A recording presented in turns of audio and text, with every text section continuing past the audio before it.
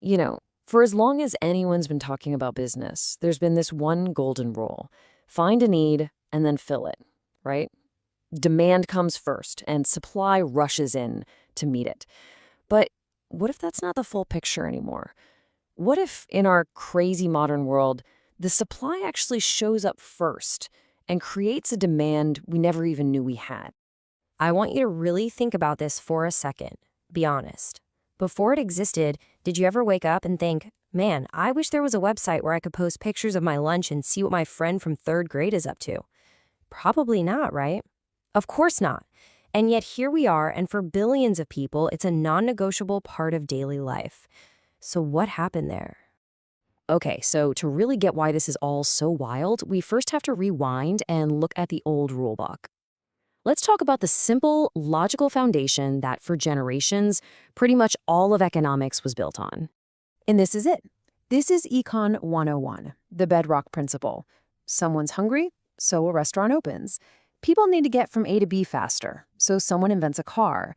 There's a really clear, obvious problem, and a smart innovator comes along to solve it. It's clean, it's intuitive, and for a very, very long time, it explained pretty much everything. So this slide just lays it out perfectly. On the one side, you've got the old way. You can almost picture a line of customers who know exactly what they want, just waiting for a business to open its doors. But then you look to the other side, and it's a totally different story. It's an innovator with a wild idea, out in front, basically creating the excitement for something nobody had even thought of yet. That's the new paradigm we're talking about, where supply can actually kickstart its own demand. Let's see how this really plays out. And I gotta tell you, this isn't just some abstract theory. This is a phenomenon we are all living through right now. Some of the biggest, most game-changing technologies of our lifetime weren't built because we all cried out for them. They were catalysts that created entirely new desires out of thin air. Which brings us right back to where we started this whole conversation: social media. It is the perfect, and I mean perfect, case study for this new supply-first model. This question just gets right to the heart of it, doesn't it? And the answer, of course, is a big, resounding no. There was no public outcry, no widespread demand for this kind of thing. It just wasn't a problem people knew they wanted solved. So here's the key. Platforms like Facebook didn't fix a problem we were complaining about. What they did was tap into something deeper, a latent kind of hidden desire, a desire for connection, for a sense of community, for a totally new way to express ourselves. The platform got built, and only then did millions of us realize how much we actually wanted what it was offering. The supply literally created the demand. All right, let's jump to a much more recent, and you could argue an even more dramatic example: generative AI. We're talking about tools like ChatGPT. I mean, think back just a couple of years ago. Outside of some very niche research labs, were millions of us demanding an AI that could write a poem about our dog or help us draft a tricky email? No way. The whole idea was pure science fiction for most of us. And then, boom, the moment this incredibly powerful tool was supplied, put out there for the public to play with, this massive, totally unforeseen demand just erupted.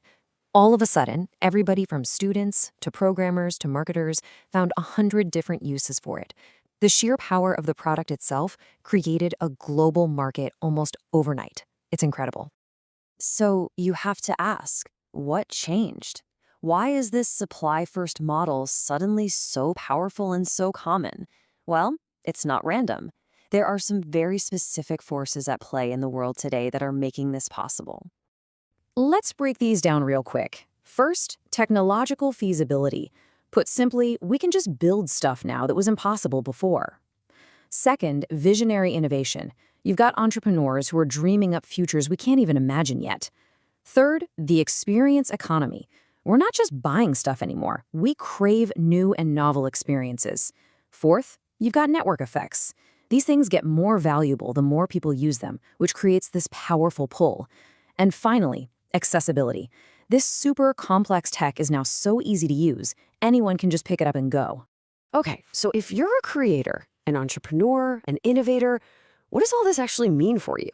Well, it means that old playbook of just doing market research and asking people what they want, it's not enough anymore. You need a whole new approach. So here's what that new playbook looks like. Step 1, you have to embrace experimentation. You have to be willing to build things without a guaranteed home run. Step 2, focus on those latent needs we talked about, the problems people don't even realize they have yet. And step 3 is so important. You have to educate the market. You have to show people what this new thing can do and why it should matter to them. And that brings us right back to the beginning. We started with that timeless question, what comes first, the chicken or the egg? In the world of economics, that's always meant demand or supply. And for hundreds of years, the answer seemed pretty darn obvious.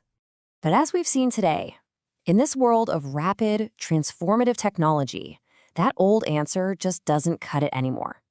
The modern innovator gets it. They know that sometimes you have to build something totally new. You have to build the egg first, because that's the only way to get the chicken you never even knew was possible. And so I'll leave you with this final thought. Based on everything we've just talked about, what incredible tool, what amazing service is being cooked up in a lab or a garage right now? A solution to a problem we don't even have the words for yet. What's the next egg that's being built that's going to create a future none of us can currently imagine?